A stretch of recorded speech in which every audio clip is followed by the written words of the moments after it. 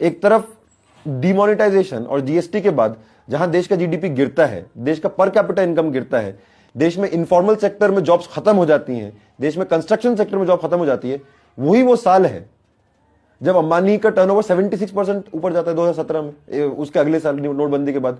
और वही वो समय है जब भारतीय जनता पार्टी का जो डोनेशन है वो 400% ऊपर जाता है। तो आप कौन से इंडिया फर्स्ट की बात कर रहे हैं? आप तो सिर्फ कुछ पूंजीपति वर्ग के लिए काम कर रहे हैं। एक तरफ जब देश में यह बदहाली है, एक किसानों के देश में किसान आत्महत्या कर रहे हैं, 12,000 किसान हर साल आत्महत्या करते हैं, मतलब हर घंटे 2 किसान आत्महत्या कर रहे हैं। वही समय है आपकी सरकार आने के बाद आपके पार्टी के प्रेसिडेंट का बेटा 50,000 से 80 करोड़ पहुंच जाता है। तो कौन से इंडिया फर्स्ट की बात कर रहे हैं? आपके हिंदुस्तान के विजन में हिंदुस्तान के किसान नहीं आते, आपके हिंदुस्तान के विजन में हिंदुस्तान के मजदूर नहीं आते, हिंदुस्तान की महिलाएं नहीं आती, हिंदुस्तान के सारे मेहनतकश लोग नहीं आते, दलित आदिवासी नहीं आते, मुसलमान नहीं आते। तो फिर आप कौन से इंडिया फर्स्ट की बात कर रहे हैं? जब आप हिंदुस्तान की बात करते हैं तो आपको हिंदुस्तान से कोई मतलब ही नहीं है। मतलब इनका धर्म, ईमान सब सत्ता है, पैसा है। ये हिंदुओं की भी नहीं है, मुसलमानों की भी नहीं है।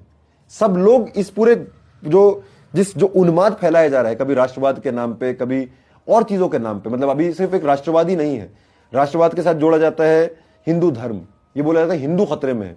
मतलब एक राष्ट्रवाद में राष्ट्र के कितने खतरे हैं, उन सबको खत्म कर देना चाहिए जितना एंटी नेशनल है। फिर बोला जाता है हिंदू धर्म ही खतरे में है। मैं नरेंद्र मोदी साहब से पूरा इत्तेफाक रखता हूं कि मैं भी मानता हूं हिंदू खतरे में है। बस इतना सा डिफरेंस है कि वो खतरा मुसलमानों से नहीं है, वो खतरा बीजेपी से है। जब देश में रोजगार ही नहीं होगा तो ना मुसलमान को ना हिंदू को, किसी को भी रोजगार नहीं मिलेगा। जब रोजगार कम होंगे और बोला जाएगा पकोड़ा बेचो, तो हिंदू मुसलमान दोनों ही पकोड़े बेचेंगे। जब काला धन वापस नहीं आएगा, जब भ्रष्टाचार खत्म नहीं होगा, सबको ही प्रॉब्लम होगी।